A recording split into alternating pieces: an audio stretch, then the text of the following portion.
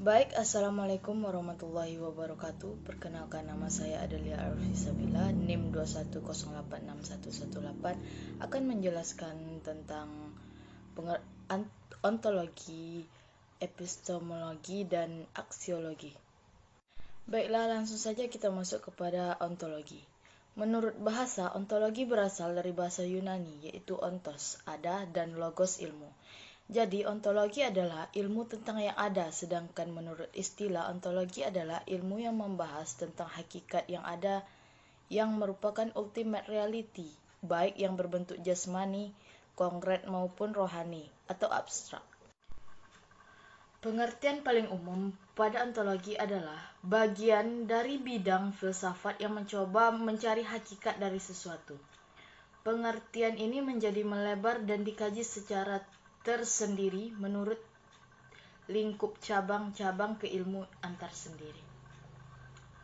Pengertian ontologi menjadi sangat beragam dan berubah sesuai dengan berjalannya waktu.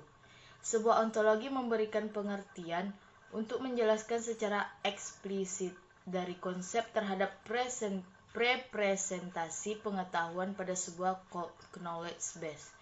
Sebuah ontologi juga dapat diartikan sebuah struktur hierarki dari istilah untuk menjelaskan sebuah domain yang dapat digunakan sebagai landasan untuk sebuah knowledge base. Dengan demikian, ontologi merupakan suatu teori tentang makna dari suatu objek. Baiklah, selanjutnya kita masuk kepada epistemologi. Epistemologi berasal dari bahasa Yunani, yaitu episteme, yang berarti pengetahuan, knowledge, dan logos yang berarti ilmu. Jadi menurut arti katanya, epistemologi ini ialah ilmu yang membahas masalah-masalah pengetahuan di dalam Webster New International Dictionary. Epistemologi diberi definisi sebagai berikut. Epistemology is the theory or science, the method and grounds of knowledge, especially with reference to its limits and validity.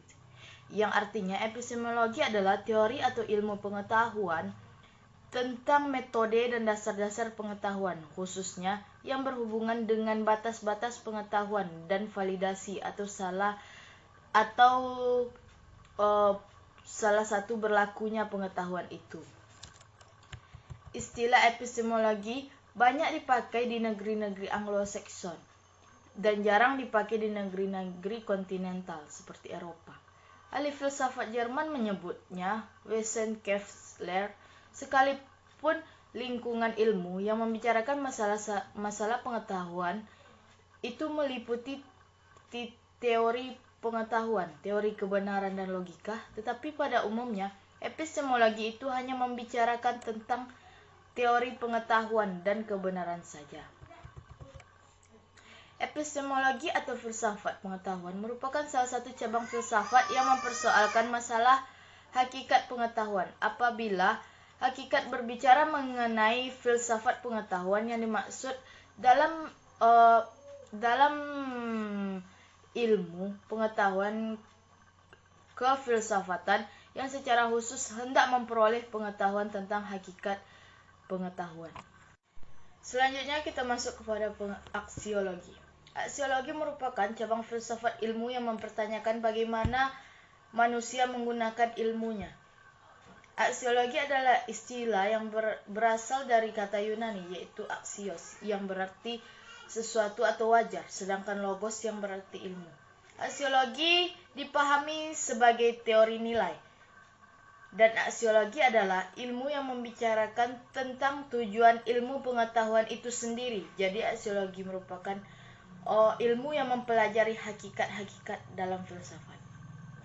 Jadi kesimpulan dari tiga tadi, yaitu ontologi adalah bagian dari bidang filsafat yang mencoba mencari hakikat dari sesuatu. Ontologi merupakan suatu teori tentang makna dari suatu objek, properti dari suatu objek, serta relasi objek tersebut yang mungkin terjadi pada suatu domain pengetahuan. Sedangkan epistemologi adalah filsafat pengetahuan yang merupakan salah satu cabang filsafat yang mempersoalkan masalah hakikat pengetahuan. Apabila kita berbicara mengenai filsafat pengetahuan, yang dimaksud dalam ini adalah ilmu pengetahuan kefilsafatan yang secara khusus hendak memperoleh pengetahuan tentang hakikat pengetahuan. Selanjutnya itu aksiologi. Aksiologi ini merupakan cabang filsafat ilmu yang mempertanyakan bagaimana manusia menggunakan ilmunya. Aksiologi ialah yang membicarakan tentang ilmu pengetahuan itu sendiri. Jadi aksiologi merupakan ilmu yang mempelajari hakikat dan manfaat yang sebenarnya dari pengetahuan. Dan sebenarnya ilmu pengetahuan ini tuh tidak ada yang sia-sia kalau kita bisa memanfaatkannya, dan tentunya dimanfaatkan dengan sebaik-baiknya dan di jalan yang baik.